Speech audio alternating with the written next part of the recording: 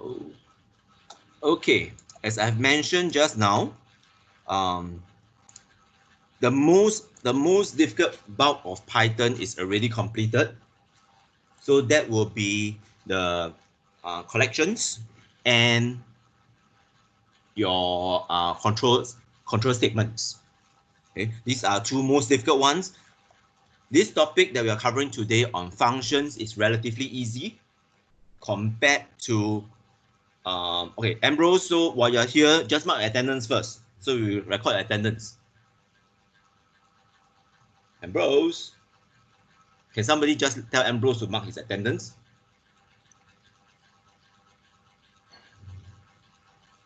Okay. So this topic, user-defined functions, is actually relatively easy. It's not very difficult. The next topic is also not too difficult. These are the two easiest topics. Then we come to BioPython, it will be more difficult again. So let us go back to our not assignments.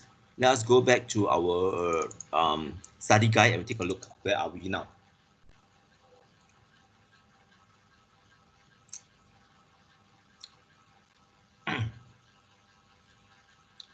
Okay.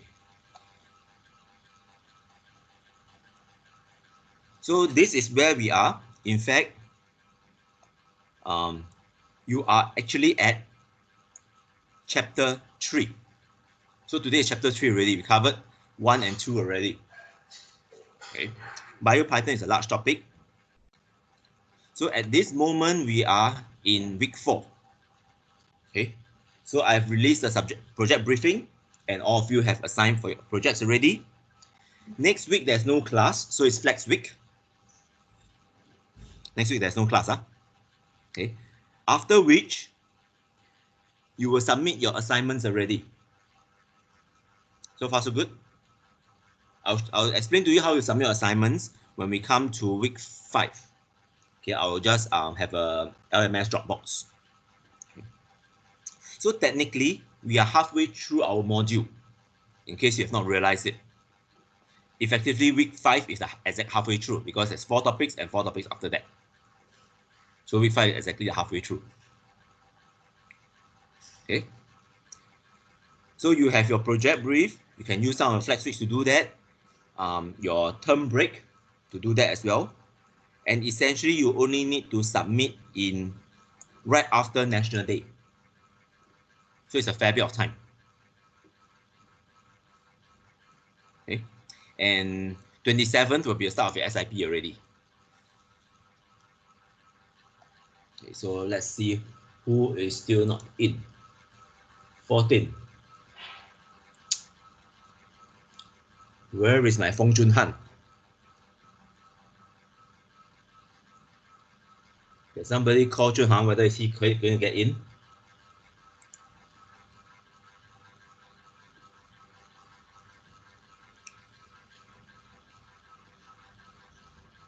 All right. Hopefully, we'll get to school somewhere here. Okay. At least anything you can still find me if I'm still around. Okay. Still around meaning that if I'm not working from home and I have to go to school. Okay.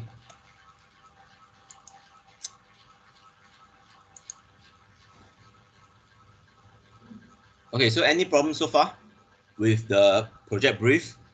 If there's any question later, you can ask me about it if you want to, or there are consultation timing as well. So fixed time. Okay, so let's go to the subject proper now. Today we are covering on functions. So functions is essentially wrapping up every single thing that I've done before into a usable function. Okay, so what are functions? Functions, where is my spider? My spider just disappeared. Okay, hold on.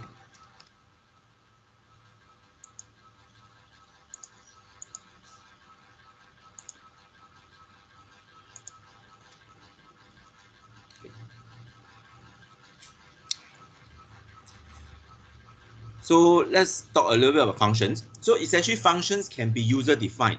Python itself, functions can be divided into 2 different aspects. Okay, there are built-in functions. Okay, these built-in functions actually come from what is called as the Python standard library. Okay, which we will cover in the next topic. And functions can be your user-defined. Okay, that means you write your own functions. Okay, this is written by you. So basically, how are we going to write functions here? Okay. Essentially, we'll cover some of it, and we'll look at some of the useful functions. Your tutorial for this chapter has also been posted. It is on writing functions. Okay. So I asked you to write functions after functions. I think there are 4 questions on writing functions. So what exactly are functions? Functions is essentially you take one or more input. You perform the computation and you return the output. So there are 3 components. Okay, you think about the function as a box. Your input goes in, it returns the output. Okay. So how does it look like? Okay. When we want to define functions in Python, this is our standard or generic syntax. Okay. First, we have this keyword definition, DEF, short form for define. Then we have a function name. Function names, basically any names that can be used as variable names can be function names.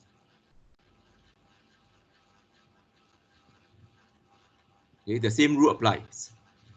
Any names that can be used as variable names can be used as function names.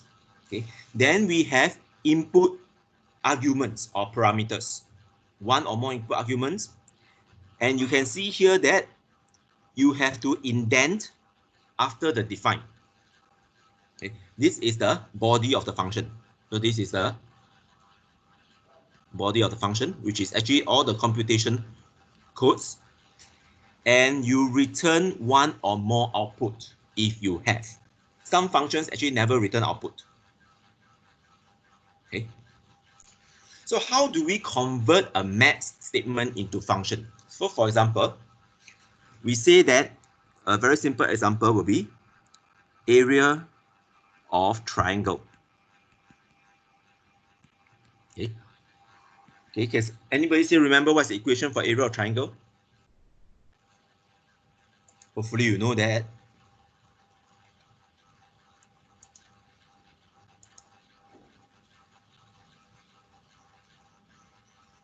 Anybody? Area of triangle. What's the area of triangle?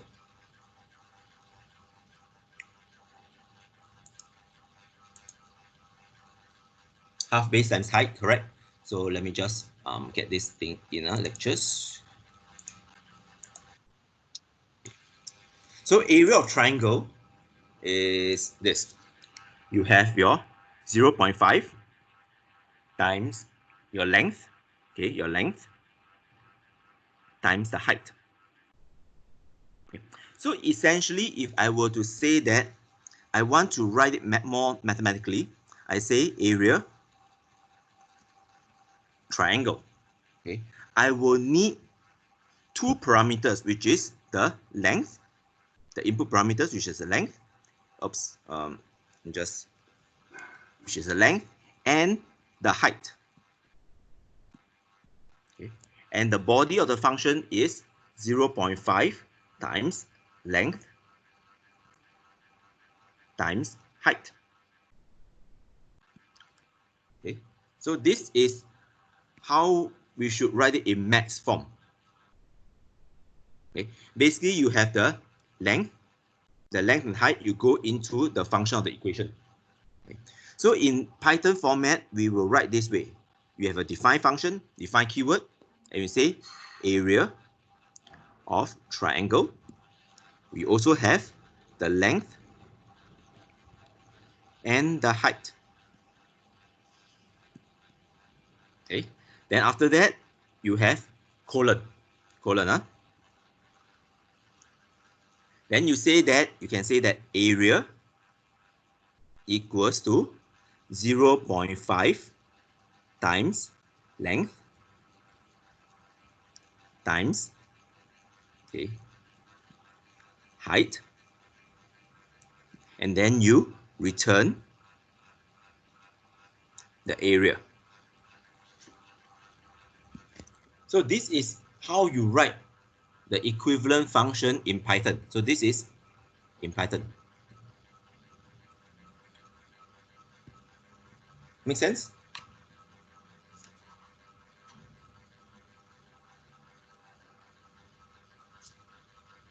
So far, so good. Anybody not able to see what's happening? So this is my area of triangle. Okay. So for example, I can do the same thing here. I will say area. I will define area. Okay. And I have the length, GTH, and GTH, the height. Okay. And I say that I have area. I'll say, I won't call it area because then I'll have a problem. I call this a result equals to 0.5 times length times height. Then I return the result. Okay, that's it. Okay, so far we have this. Any problem with doing up to here? Any problem? Yes, no? All right, okay. So I can say that I want to print. In fact, print is a function. Okay, anything that has a bracket is a function, except your tuple. So I can say print, say area of triangle is something. So I say that float, and I call the function area. So what is my length? My length may be 10, my height may be 12. Okay. Then when I run this, it will give me an answer. The area is 60. Okay, 60 something. So I can say this is 60 square centimeters. Okay. Because 12 times 6 is 12 times 10 is 120, 120 divided by 5, or times 0.5 is 60. Okay. So I can do that. So this is my area. Okay. Now, how many of you find that there's too many decimal places? Let's say there are 6 decimal places. You want to reduce the number of decimal places. How many of you want to do that? Let's say I just need 2 decimal places, for example. Okay, there's no function in Python that deals with significant figures. You can only deal with number of decimal places. I can change the number of decimal places by taking this f, which is float. I prefix it with 0.2, 0.2f. So I give you 2 decimal places only. Okay. So you only give me 2 decimal places. So this can be quite useful, especially when you are talking about dollars and cents. Doesn't make sense to have so many decimal places most of the time. Any problem here?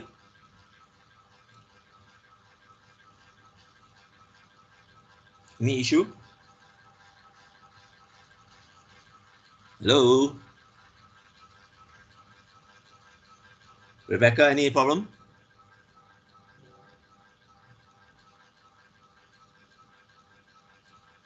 Not really. Okay. Yunyi, any problem? Yunhui? Yunhui, any problem?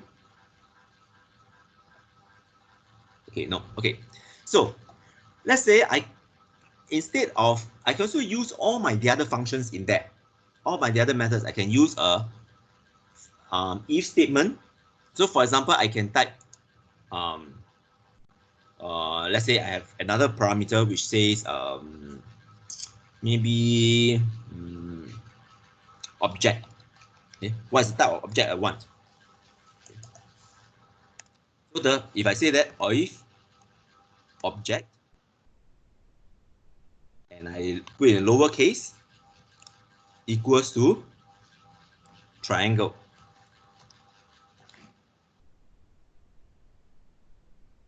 Then I'll calculate this. Okay. If, then I can say that. So I can, let's say, do so instead of just else if it is rectangle, so then my result would be just length and height.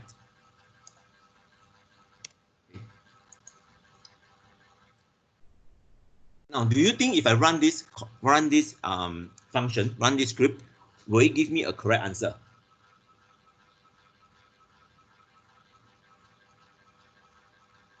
It will give you error. Okay, because why? I have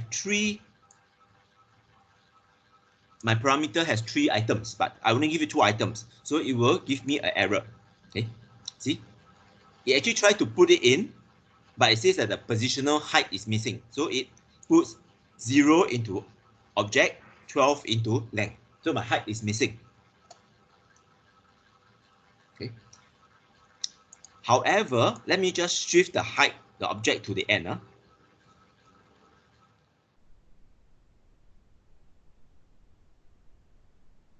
Okay. So object.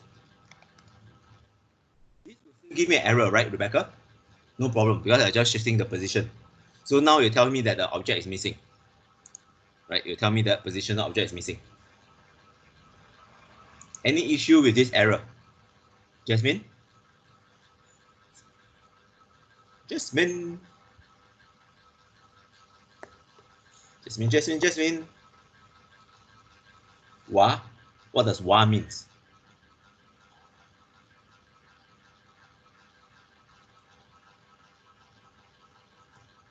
Can you know why is there error? If I run this, right, it will give me an error. It says that the object is missing.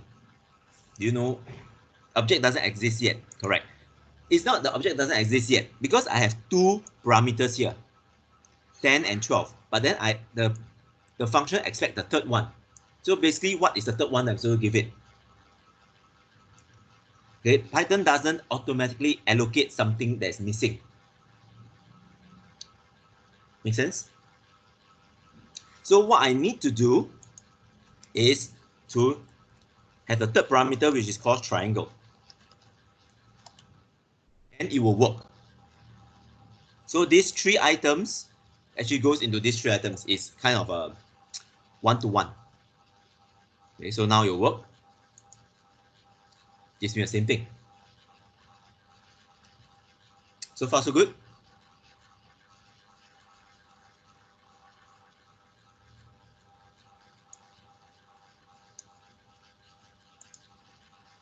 Any problem here? So now you have 3 items. Here you have 3 items, it will work. Okay. But of course, this 10 and 12 have to go inside here. Okay. So you cannot mess up the order. The order of the parameters is critical.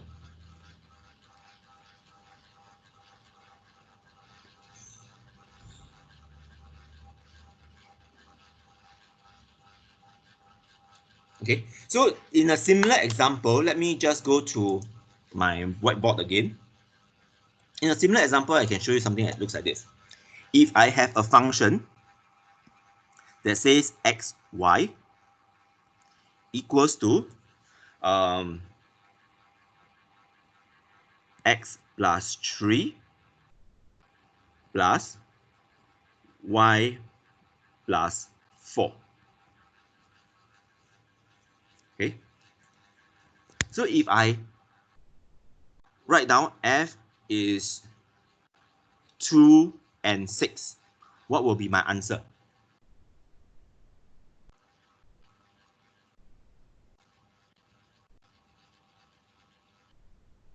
15, right? Okay, so because why is it 15? Because this x is automatically 2 plus 3 and y is 6 plus 4. So it gives me 15, correct? Automatically, this becomes the x, this becomes a y. So it's positionally critical. The order is important. So far, you get what I'm trying to say here? The order is important. Okay. Now, before I go on a little bit more, there are a few things that I want to show you. Let's say if I have this, okay, and I call this my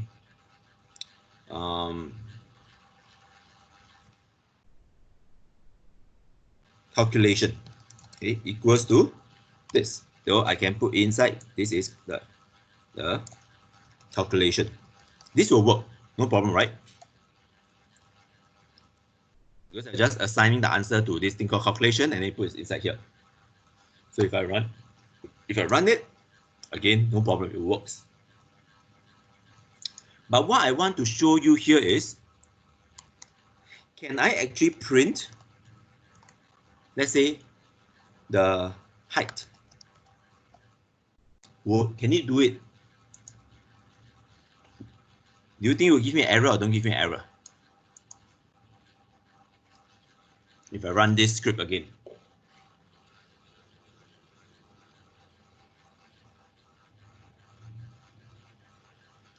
Okay, why not just make a guess? It's just a yes or no.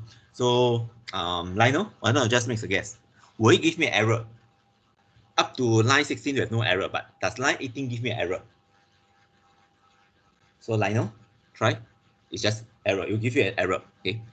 So, read the error code. What does it mean? It says that the name height is not defined. But what's wrong? I have actually defined the height here, at the height here. But why does it say that at this point, height is not defined? Okay. This is important because this is what we call as the scope. Now, functions, the variables that is defined within a function only exist in the function. That means the variable length and height only exist within this function itself. Once it is out of the function, length and height actually disappears. It ceases to exist. Make sense?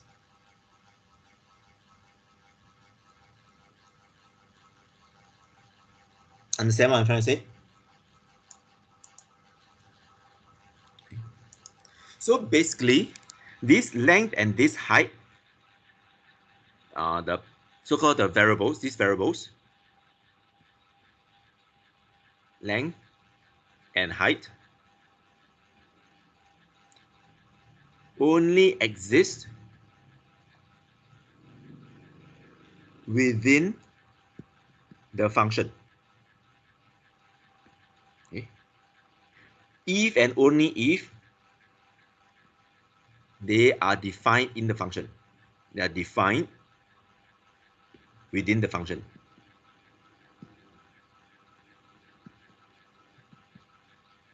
Okay. Because height, the length and height only start off in this parameter. So it only exists inside here. After that, it will disappear. Okay. There is this scoping issue. Make sense?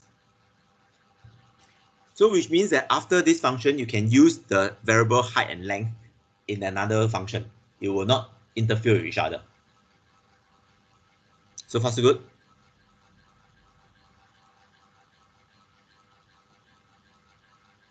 Any problem? Long Te? Are you there, Long Te?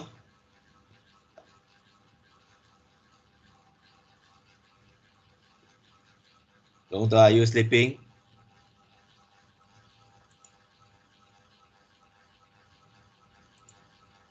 No.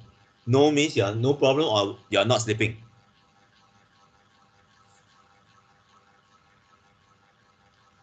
Both. Good. Okay. Okay, so we come to this part here. Then what I want to do is, for example, let's say most of the time, let's say most of the time I will only want to calculate area of triangle for whatever reason. That means, let's say if I do this, okay, and very often we only want to calculate area of triangles. How to make this work is we define the object as having a default variable. So the default variable will be triangle. That means if you don't give it, this will still work. If you don't give it the third one, it will default as triangle. Remember, we have seen this in range before. Okay, we have seen this in range before. So let's go back in range. Let's say list range. Okay. Range by right, there are 3 items, right? You have the starting, the ending, and the step. All right. What happens if you don't give it the step? It will also be the same because the step is actually defined as 1. So this is what we call as default parameters. Make sense, right? Anyone don't understand this? So if you don't give it, it's default as 1.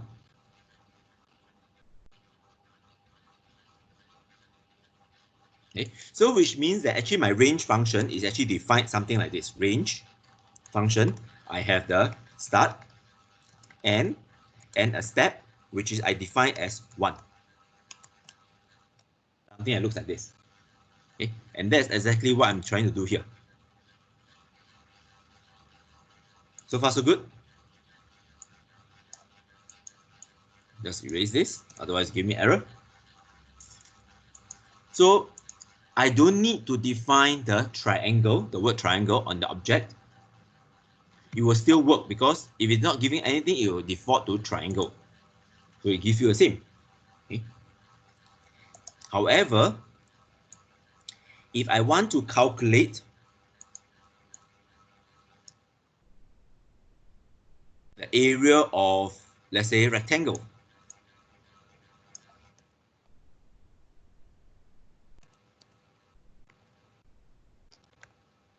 okay, I cannot do this. This will default to only triangle. Okay, I have to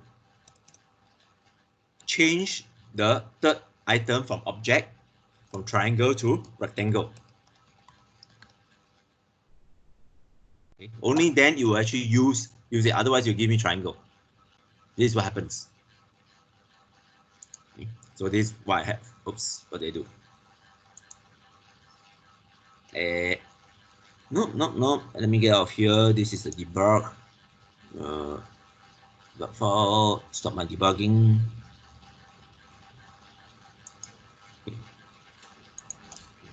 So you get this. Okay. So 60, 12 times, 12 times 10 is 60. 12 times 10, 120. So far, so good.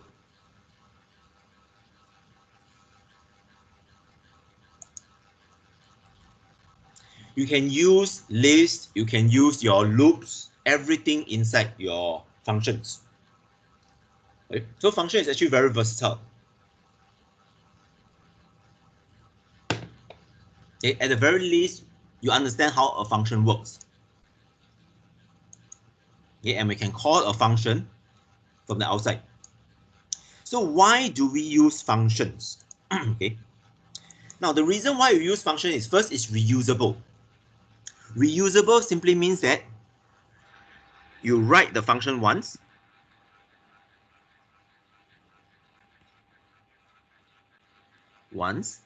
you use many times. Okay? You don't have to keep rewriting the function again and again. Write once and reusable. So far, so good. Okay. Now, let me give you another example here. Let me just comment out this whole thing. And do something like this.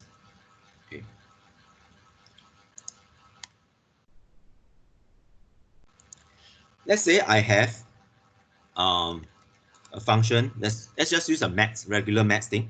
F as, let's say, x and y. Okay. And what does f do is it will just do this. Okay. Yeah, I'll just call this function as add, addition. So x plus y. Okay, it's easy to handle, right? Then I have a function that says multiply. Okay, and y. Okay, so it will return x times y. And I have a function which is called f. So f is x, and I'll say that return 2 times x times x. Okay, then I have a function called g. So here will be x and y again. And this function does something crazy. It will be, I won't say it does something crazy. I'll just say that it returns x times y. So just say 0. I'll say 0.5 times x times y. Okay, so 4 functions, no problem, right? So let's just do a simple thing. We say that g, let's say 5 and 10. What will be the result?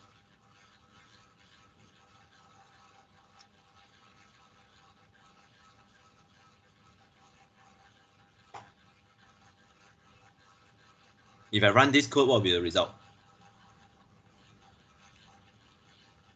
0.5 times 5 times 10, which is, Rebecca, what? Take out a calculator. 25. Okay, let's run it. Yeah. Okay, I have to use a print statement. Where am I? Here. So let me just call this as result. First, and then here I print my result. Okay. So I print my result, 25, correct? 25.0. Okay. Now, because this is a one-line function, right? I should not do this, but sometimes I will just save my space. It's okay to do it this way if it's just one line. Okay. If it's multiple line, you cannot do it this way. This only exists for one-line functions. This will still work.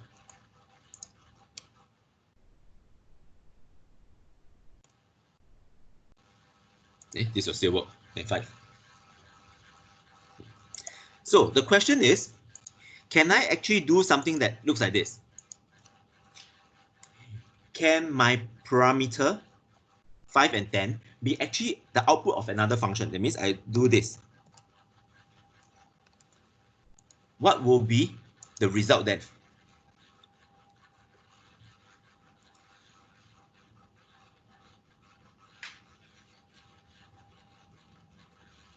Okay, Ryan, why don't you try this time? What will be the result then?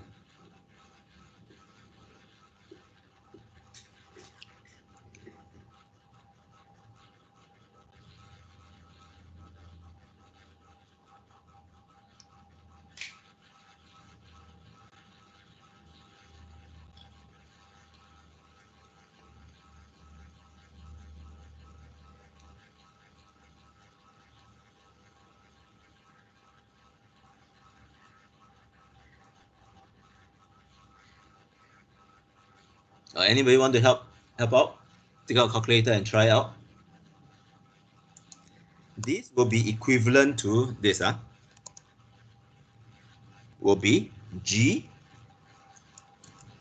times, you put the entire F into it, will be 2 times or 2 times 5 times 5 and 10.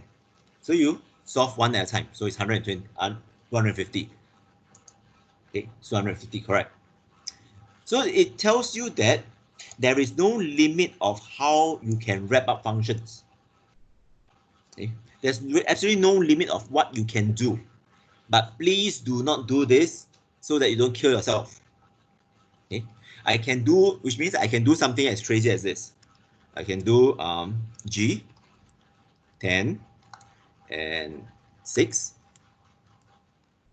Okay? This will still work. 750. I can take this too. In fact, I can do this, right? I can do add,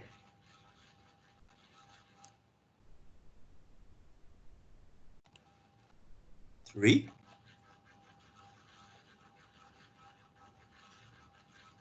Okay, now it starts to become very confusing already. I can even do here, I say multiply.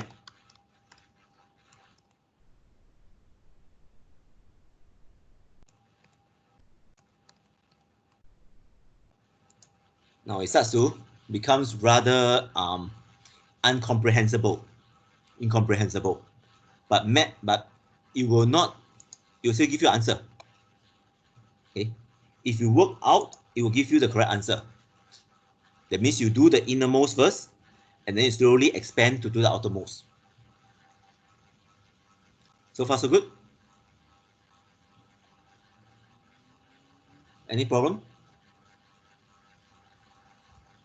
There is no limit of how messy you can do it, but it will kill you eventually. As in, when something goes wrong, you have no idea what has happened.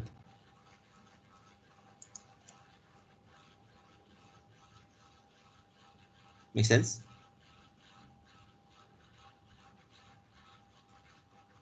Okay. I can even wrap this up. I'll say that I'll multiply this whole thing and multiply it by 2.5. It will still work. Right?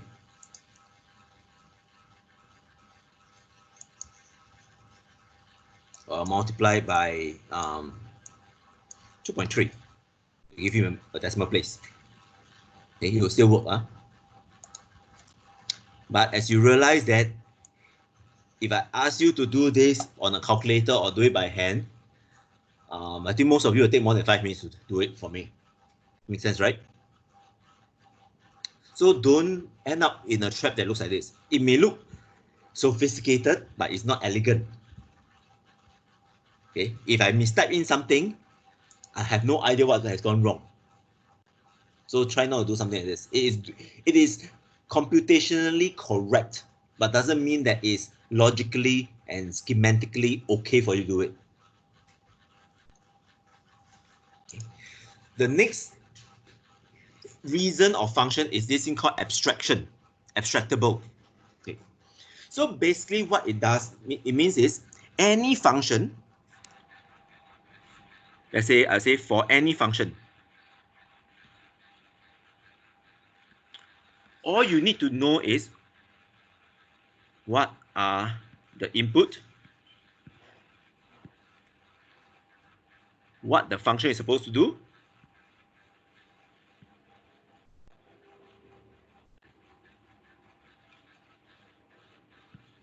and what output it has, what output it gives. You only need these three components, this, and this, to actually use a function. Remember, especially the second one, what the function is supposed to do. What you don't have to know is how the function does it.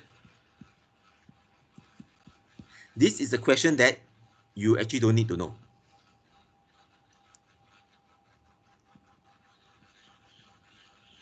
That's called abstraction. That means it hides a layer of that you don't have to bother about. Okay? Abstraction is for us to do that. Nobody actually knows how a computer fully works. Okay, let me just give you an example. How many of you actually drive a car or have your driving license already? Anyone? Are you all old enough for driving license already? Me, okay. Nabil? Anyone else with driving license? Joanne? Longde? Okay, a few of you with driving license. Do you actually know how a car actually works? Or you roughly know how a car should work? By saying that if you know how a car actually works, which means I can give you all the parts and you can reassemble the car for me. Or you only know how the car should work.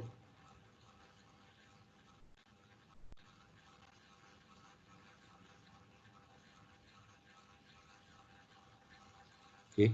For most of us, we only know how the car should work. All you need to know is, let's say the input, for example, your steering wheel. You turn left, the wheel should turn left, and the car should turn left. It turns right, you turn right on the steering wheel, the car should turn right as well.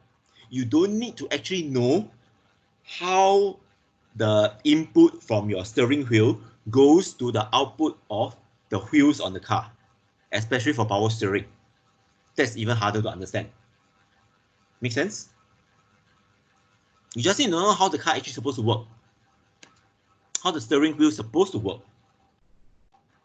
And you also need to know that, let's say you turn, the magnitude of turning right on your steering wheel should equate to the angle of the car turning right.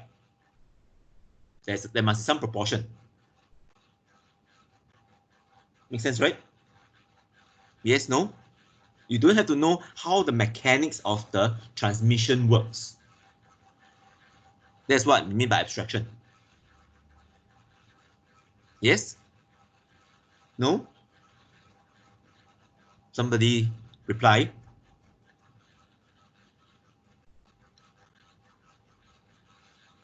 Okay, so for those of you who have driving license, will you be able to drive a car if, let's say, your mechanic makes some stupid error, and when your steering wheel turns right, your car turns left, but the magnitude is there?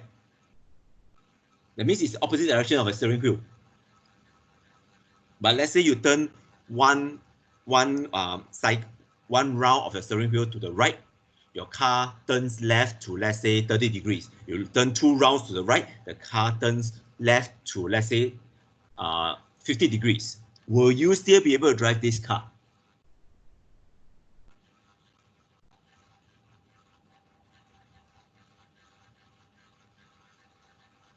How many can still drive this car?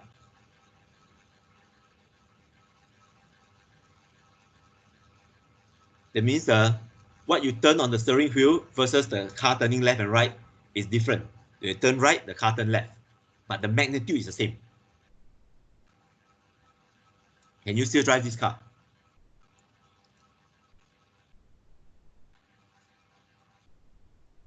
How many of you can drive this car? Tough, right? You can drive, but it's tough. That means there must be a translation process in your mind that now I want the car to turn left, I have to turn right. Okay. How many of you know a few different dialects? Let's say you know Teochew Hokkien and a few different dialects.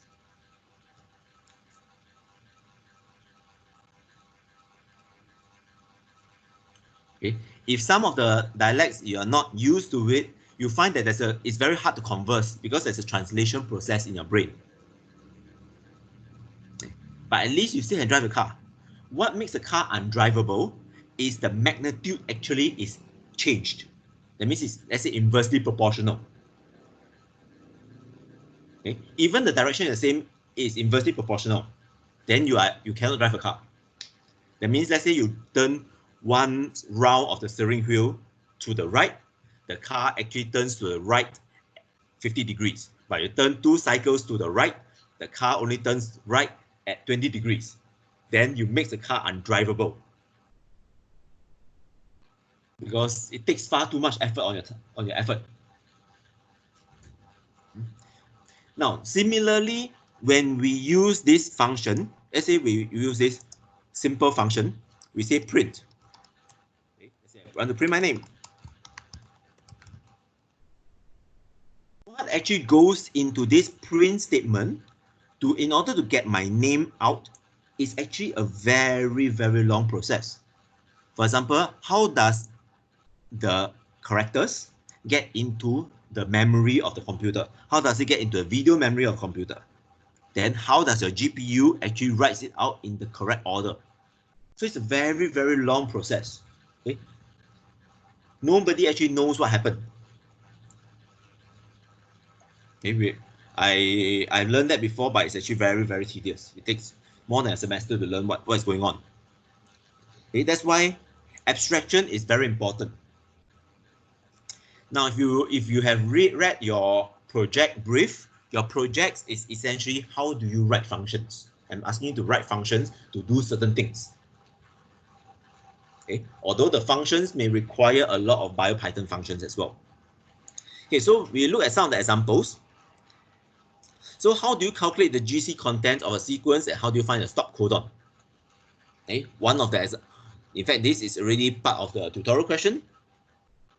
Okay, so we can actually calculate the GC content by, we change the DNA, let's say the DNA, the sequence into upper.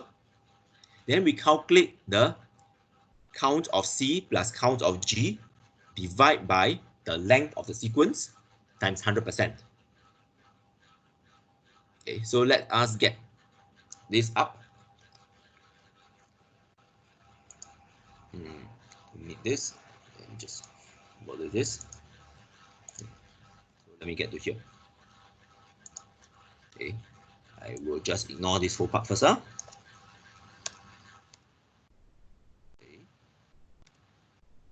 Count of C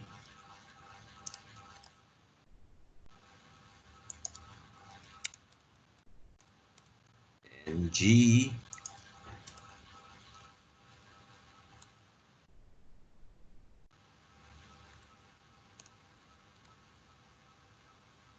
okay, then divide by the length. Okay, here my bracket is supposed to be here. Okay, so there's a slight mistake in the slide. The bracket is supposed to be here. Okay, then I times 100%. Okay, and returns the %GC. So this is a function by itself. And what I do is, let's say I have a code.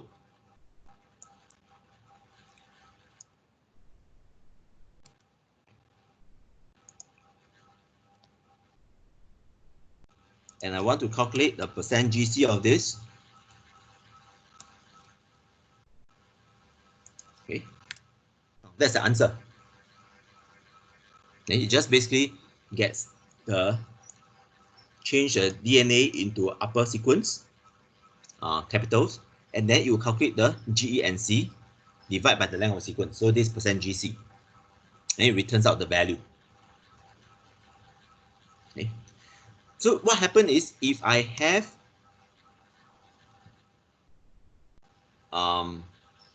let's say some statement.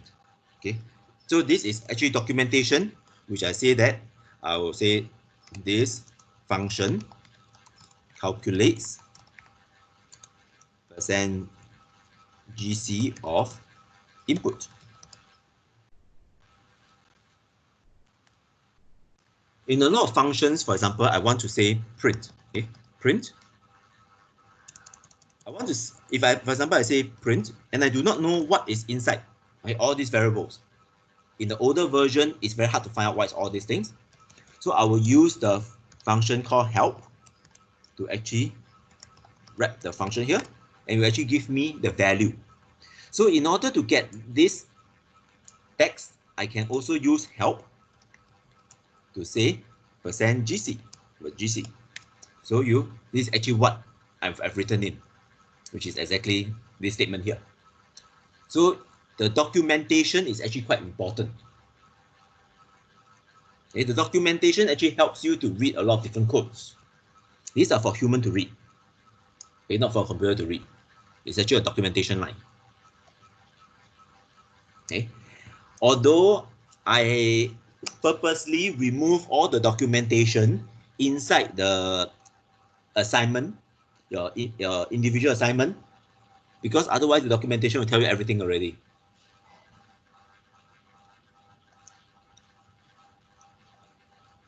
Okay. All right. This is what I mean. The capital DNA is actually within the function only. So let's say if I will do this,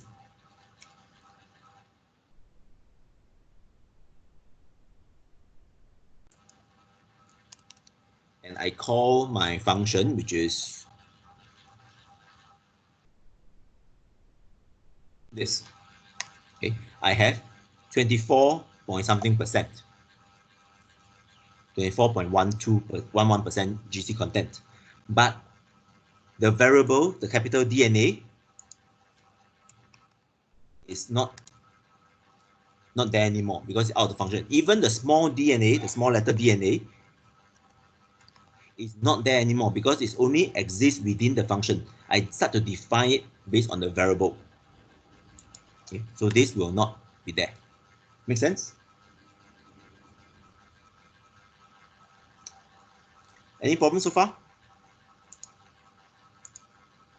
Okay, that's what this is supposed to mean. You can also calculate the stop codon. So this is a stop codon calculator.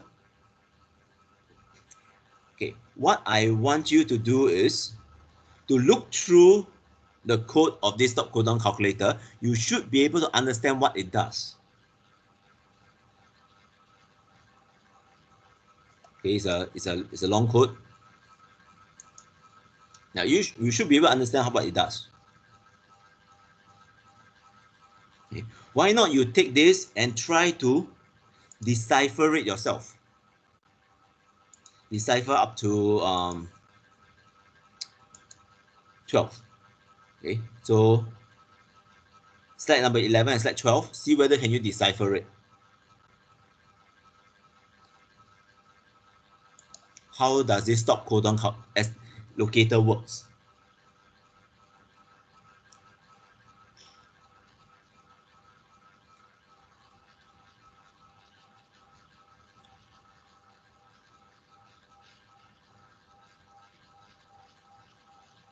The real trick is in these two lines of codes.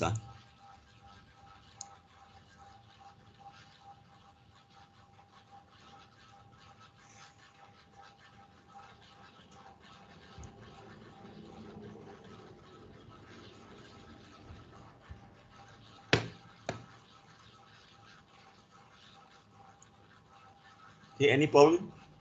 Let me just give you up to maybe 5 minutes. Those who are okay already, you can go and go for a pee break or whatever.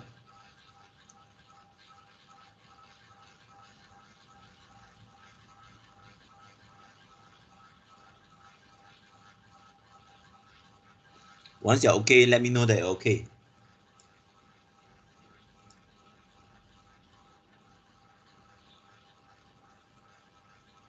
Okay, Rebecca is okay. The rest?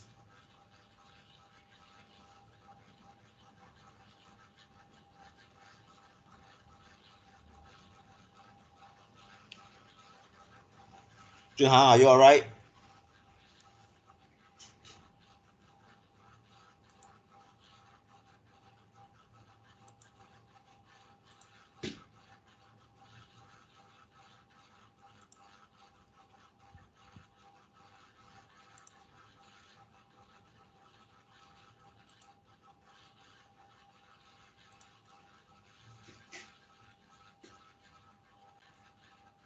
Junhan?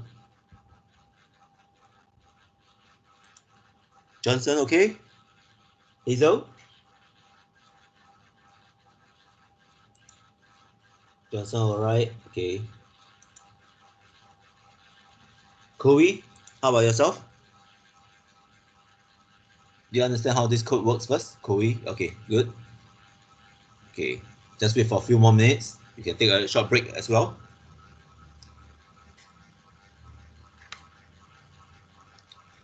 Now, the question that I want you to think here is, you know that DNA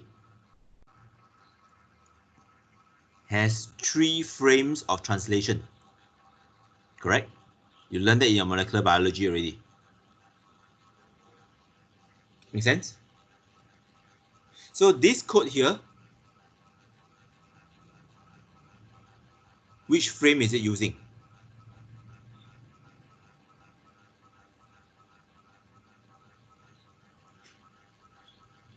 Actually, DNA has 6 frames, 6 frames of translation. But which frame is this using?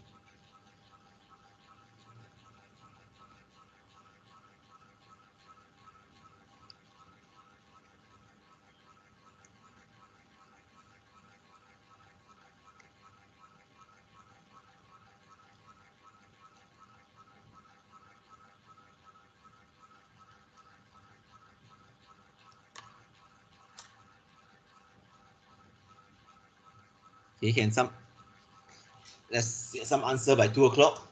Which frame is this using?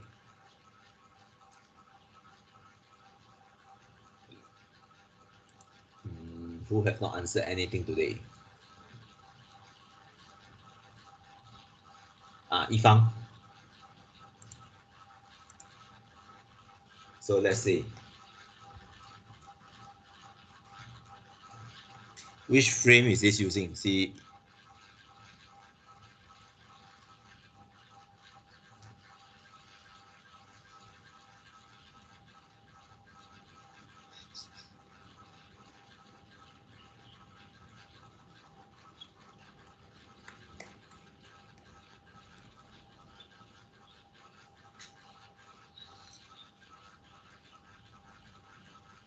first frame, correct? Okay, it's using the first frame because of this. It starts from 0, so it's using a first frame. Right? If I want it to use a second frame, I will change this to 1. Okay, to use second frame. And third, if I change this to 2, it uses a third frame. Okay, this code does not allow me to use the -1, -2, and -3 frames, which is actually the complementary strand. Makes sense, right? So far, so good? Because it starts from 0. It starts from 1. Position 1 is actually the second frame. It starts from position 2 is the third frame. It starts from position 4, it actually goes back to the first frame. You're just losing 1 amino acid.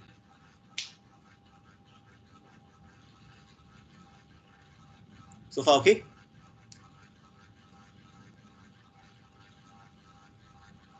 And any problem? This 3 frame is actually in the complementary strand.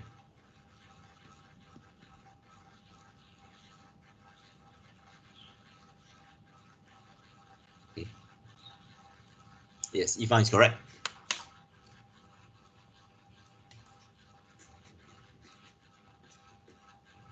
So I just need 1 of you back already. So I just need anyone still not back? Erwin, are you back? Any problem? Junhang, any problem? Lionel, okay?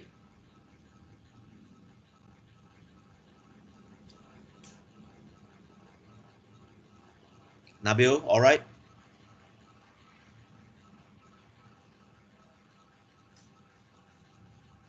Is Junhang around? I haven't heard him spoken anything today. Mr. Fong Junhang. Yes, yeah, here. Okay. What is that I just called? Nabil? Nabil. Yes, okay.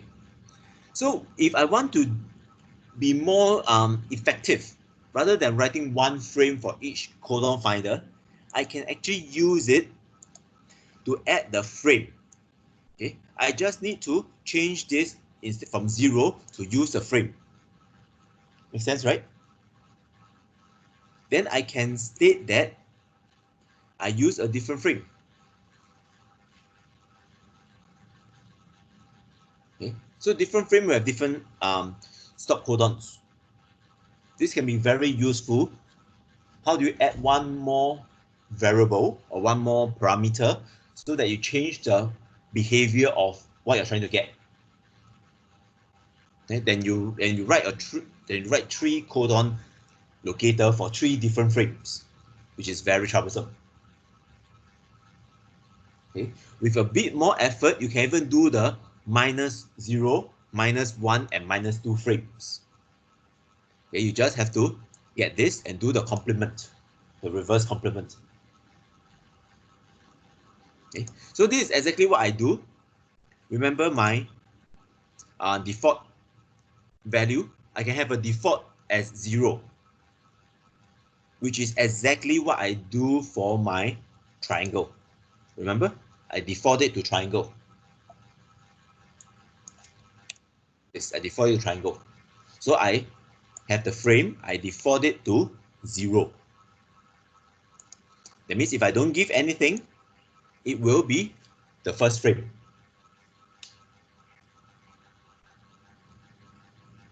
So far, so good. All okay up to this point. This is the last slide already. All okay up to this point.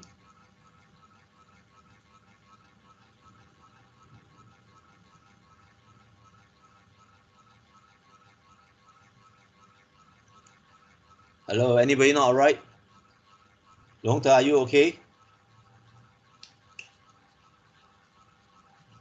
Yunhui, Chloe, Yunhui and Chloe, all right? Chloe. Okay, so essentially, function is a wrapper around what you have learned for the last 3 weeks. Okay, and you can start to write many different functions already. Okay, you may get errors, but keep trying. Okay, the main thing is also to find out where are all your errors. Okay, before we go, I've already posted up the tutorial questions for this chapter. We have quite a fair bit of time to deal with it. We have Thursday and Friday. Do any one of you are you about to finish your individual assignments or haven't even started yet? Still looking through individual assignments. Okay, because now you're here already. You have 2 more weeks for individual assignments to finish.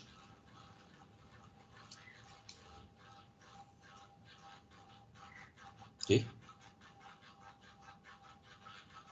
Get through individual assignments. How many of you have started to look at your project?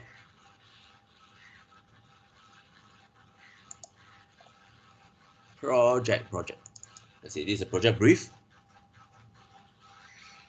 Okay, any question, if you have looked through or haven't looked through, you can open it up, spend a few minutes looking through.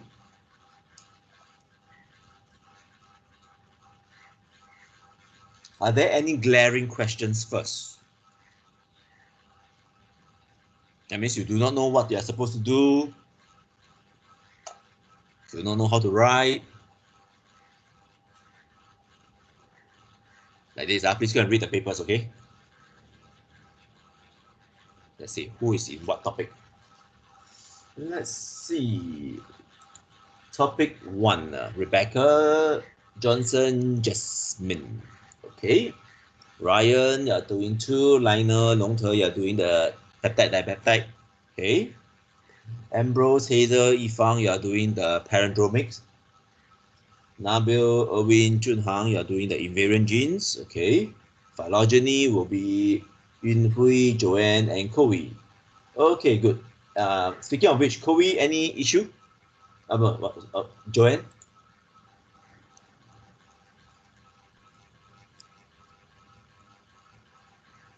Okay. Deliverables, there are 3 sections. Okay. The project report, I always say that project report, there are 3 different sections. Your materials and methods. Please do not exceed the words. Okay. Not more than 600 words means not more than 600 words. Okay. I will stop reading at the 600th word. Okay. Same thing. Results. There are 2 sections. One is on the testing. One is on the application. So appendix, you can print out all your codes. How you print out, make sure that it's readable. Supplementary materials contains all your a zip file containing all your codes, results, and everything. You have to organize your codes properly.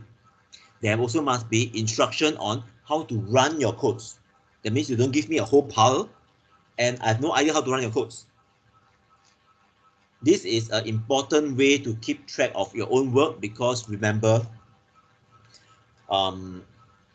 be it you are on the giving end or receiving end, there'll be both cases.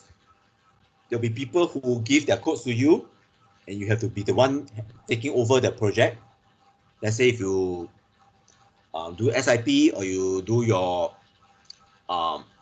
when you go out to work in future, you may have to inherit other people's work. So you want that the other person organize all the things meticulously for you. Similarly, when you are trying to hand over your work, let's say you resign and then you left the company or you left the lab to go to another lab, you also want to organize everything cleanly for them. Okay, so this is very important. Okay, how you are going to do that, I leave it up to you. Because research data organization is a very large thing by itself. Presentation, these are some of the guiding questions for you. Okay. At the end of it, right, I must be able to run the code. That means if you don't have enough means of telling me that you're actually doing the correct stuff, then yeah, your marks will not be there. Okay, so this is the 50%. So let's go look at the report and supplementary material. So these are rubrics. The organization, I have to ensure that you're able to perform the validation. That means how do I know that? How do I know that checking is there? How do I know that your comments are there? So this is a scoring matrix. You want to score all 5, make sure that everything is there. Okay, so there's typing error, documentation. Okay. Okay, so how do you organize your code? Is it easy to read? And so on. Okay, length of report, 5%. Usually I will not. So 5% of 600 words is 30 words. It's really just one sentence. Okay, this is for presentation. And then your so what happens is within your group, there's 3 of you, the other 2 will actually score you based on comments. You have to write comments for each other. If this sheet is not long enough, it's a Word document, you can extend it. But don't give me an essay on how your friend is not doing his or her work. Okay?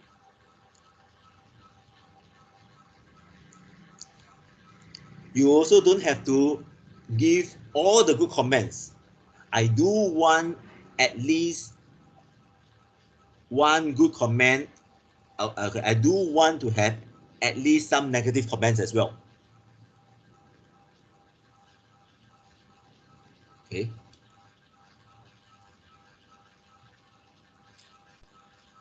The main thing is for yourself to know how you have performed and for your friends.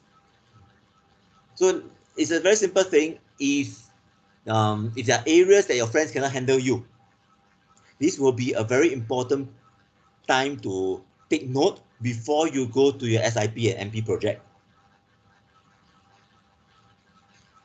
Okay, obviously, if your friends cannot even tolerate you, you're going to give Dr. Lake a big problem. So far, so good? Oh, okay. So this whole thing is 50% of the marks. All right. I purposely have a very short description for you to ask questions. This is actually, as I say, it's what you first face in a real problem. You have a very short description. Your supervisor, your boss, may just give you a very short description of what necessary to do. Then you have to think, okay, the most important is ask the correct questions, ask appropriate questions. Appropriate questions also means that you have to think through before you ask the questions. Okay, which means that don't come to me and say that you have no idea what you have, how to start. You have to tell me what, based on what you have read, what do you think these are the things that you have known, and what are things you don't know, and how to start. So I need your input as well.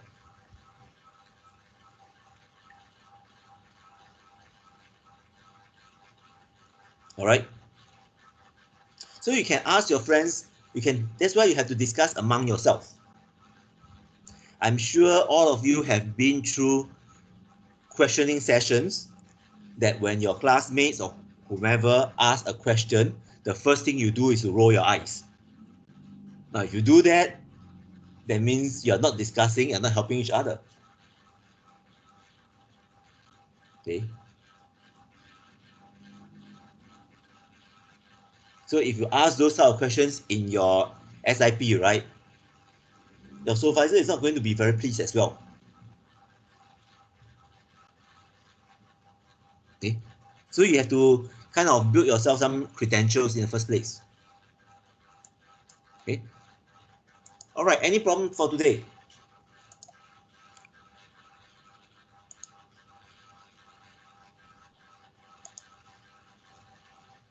Any problem?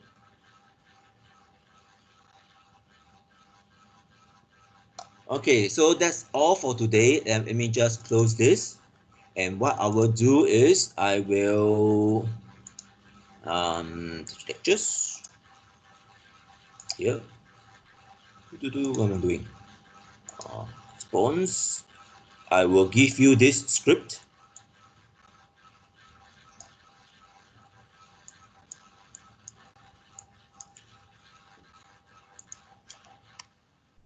Okay, so I send to you what I have for my spider. Okay, then that's all for today. You can spend the rest of your time before your next lecture to do your tutorials if you want. And do you have lectures later? I think scripting, not scripting, like structural bio or something. Okay, so stop recording and that's all for today. Have fun.